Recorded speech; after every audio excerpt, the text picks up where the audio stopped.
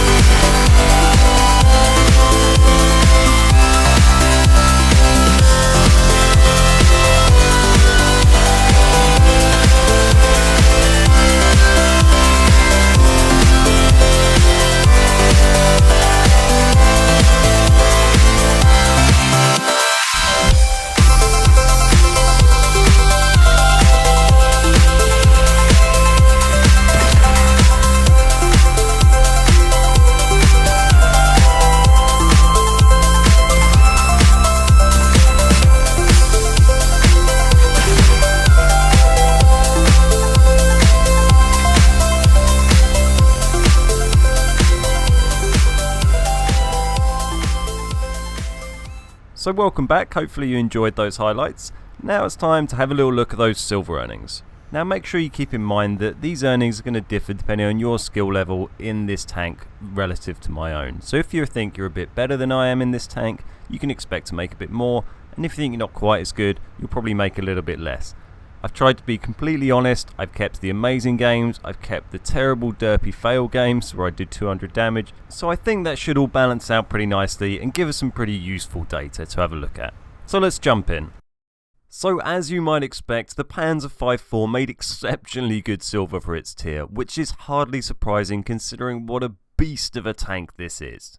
It made 47,000 silver on average per game with a premium account, doing a maximum of 108,163 in a single match, and an average of 538,000 silver per hour.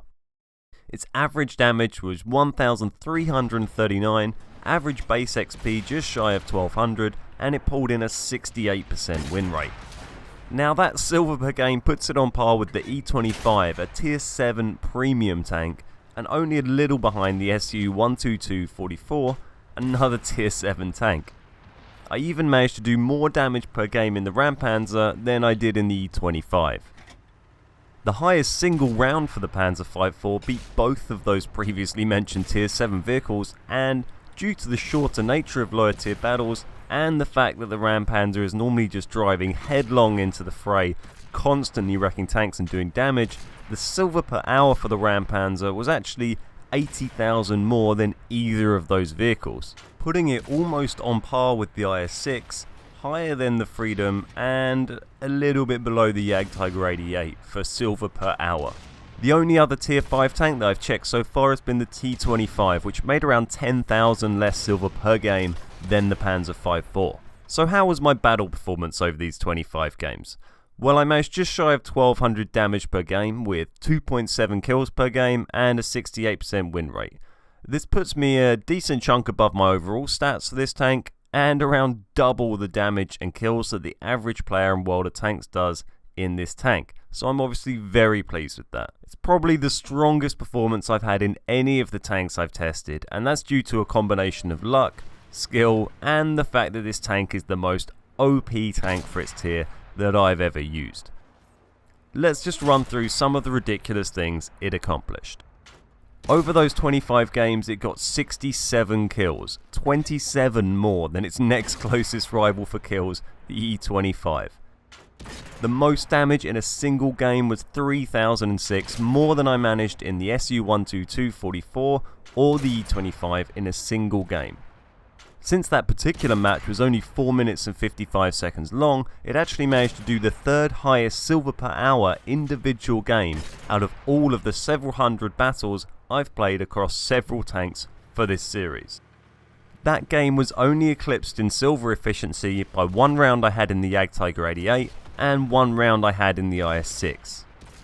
But my favourite part of these games was probably a 13 battle run I had where I managed 54 kills, an average of over 4 per game, which among others included 2 7-kill games, 2 6-kill games and 3 5-kill games. It's also worth remembering that these were all solo battles with no platooning whatsoever. Another key statistic from this set of games for this tank was that it brought in a total of 29,408 base XP over those 25 games, or an average of 1,176 per game, which is higher than any other tank I've looked at, including the KV-5, the IS-6, the Freedom, and the Jagdtiger 88, all tier 8 premiums. So this tank is without doubt a fantastic crew trainer. So now for the summary. It feels like this part is almost not worth doing for this video. Of course it's a great silver earner for its tier, of course it's fun to drive, and of course it's a great crew trainer. That's why it's a rare tank that isn't often available for purchase, because it is OP as hell. You're basically in a tier 5 medium tank with the hit points of a heavy tank that is capable of bouncing a lot of tier 5 shots, of ramming pretty much any non-heavy tank at tier 6 or lower for half their health if you've got a little bit of speed, or maybe all their health if you've had a good run up. It's ridiculous. It's great fun. there's not a premium tank in the game that I would recommend more that I've used. Sure, it's not the most agile of beasts at turning, but that hardly stops you from wrecking opposing tanks. Personally, my favourite move in the Rampanzer is to ram kill one tank whilst aiming at someone else and shooting them. Nothing says screw you like being rammed to death by a tank that isn't even bothering to point his gun at you. Sadly though, you'll have to wait till it's on sale in the store again, and who knows when that might be. If you'd like to see all the data from these 25 games, then there's a link in the description to a forum topic in which I'll share the full set of results for you to take a look at and discuss if you wish. It's also a good place to throw in suggestions of tanks you might like to see in this series, as is the comments section on this video. So that's it for this week. If you enjoyed the video and would like to see more, then please hit the like button and leave a comment, and that helps us know that we should keep making more of these videos. We aim to have a new episode out every Friday, so make sure you're subscribed and check back in regularly. So thank you very much for watching. My name's Ben, we're the Beard Guys, and I'll catch you next time.